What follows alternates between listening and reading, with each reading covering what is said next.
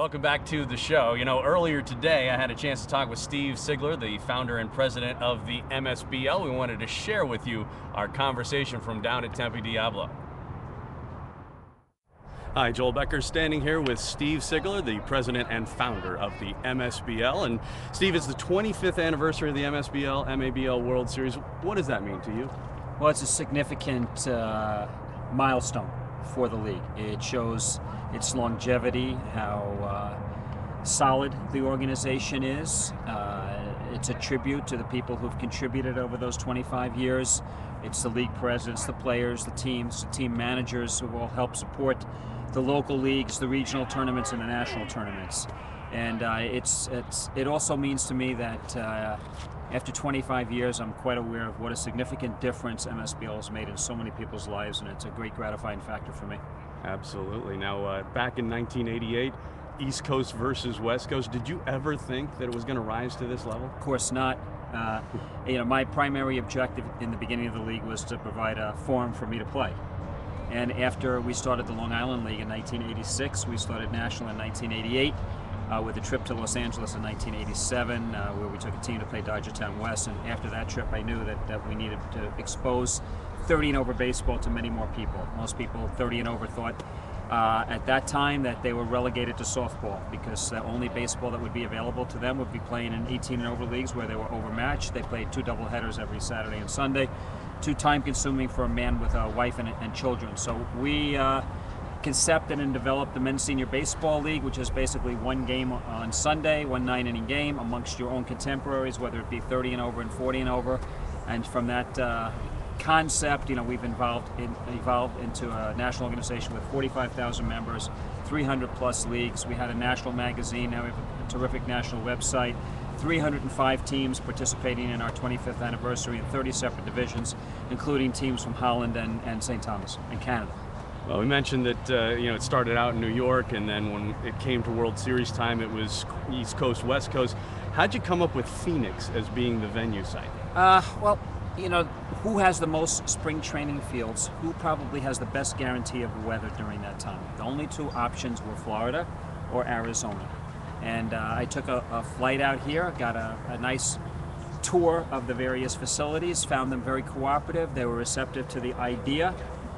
Checked out what the weather patterns were the last 10 years during these dates. They were all very good. So amongst the facilities, it's a beautiful area. And the weather, it was an easy decision to make, and especially with the cooperation, and of course the city of Tempe hosting us now for the 25th year. Absolutely. Now, this has been something that's been popular for a very long time now, 25th anniversary of the World Series, the league even further than that. And you mentioned that the softball players, and that's exactly the boat I was in when I got involved with the league was, softball, co-ed softball. If you grew up being a baseball player, that's what you wanted to do. Now, what made you think that this was going to be so popular for so long? I had no idea.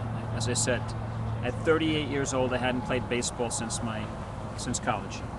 I coached my sons in Little League, so that brought me back to holding the baseball, hitting the baseball, and realizing how much I despise softball. And I've always been a doer. I'm not someone who suggests and never does. I'm a person who suggests and does. So I put a small ad in Newsday in 1987, not knowing if I'd get a single response or I get multiple responses. Anyone looking to play baseball 30 and over, contact me, my home phone number. So from that ad, we got 4 teams in 1986. Then Newsday did a story on us on the fact that we were doing 30 and over baseball, and they did a story in late August of 1986. And we had a workout a couple of weeks later. 275 guys showed up. 275 in 1986. Then I knew that we hit a very responsive chord. That just like you and just like me, if you could provide a forum for us to play baseball, organized baseball in a good organization, guys would respond. So when I saw that turnout to the 1986 fall ad, I knew that we were ready to go. So then the question becomes, where do you see the league going from here? 5 years down the road, 10 years, when we're doing the 50th anniversary of the MSBL World Series? I've been asked that question many times, Joel, and I give the same answer. I don't do forecasts. I don't do budgets. It's not necessary, because I just concentrate on what needs to be done today. and that is to put out the best possible product, care about your members, care about your leagues, care about your league presidents, and the future will take care of itself. Absolutely. Well, I know you've heard this before, but it bears repeating again for the tens of thousands of people that have enjoyed what you're doing.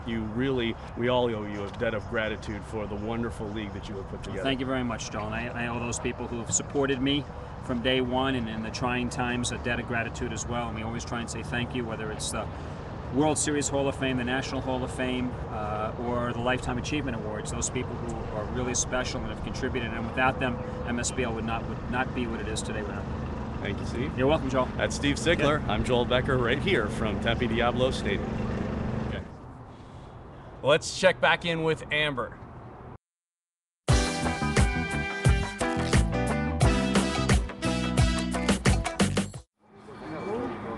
Hey Joel, I'm here with Michael Alcala, and this is a huge treat because we have a Hall of Famer right here.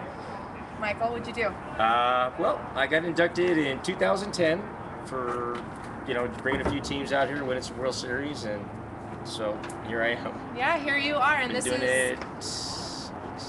like my 12th or 15th year. This is wow, that's amazing. Wow, I'm so proud of you. That's a huge feat. Congratulations. You have to be proud of yourself. I am proud. I have all these guys. They took off running that way in front of the camera, but it's right. You're the brave one. It's a team effort. We have a good time. It is. Well, thank you very much. Your time is amazing, and we really appreciate it. Are you excited for this year? We got the Players Club. The Players Club's great. I actually saw the demo of the new show, so I was excited on the for website. That. On the website.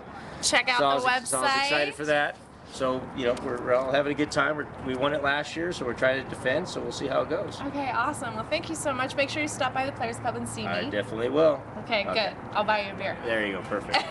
Back to you, Joel. All right. We'll be right back after these messages.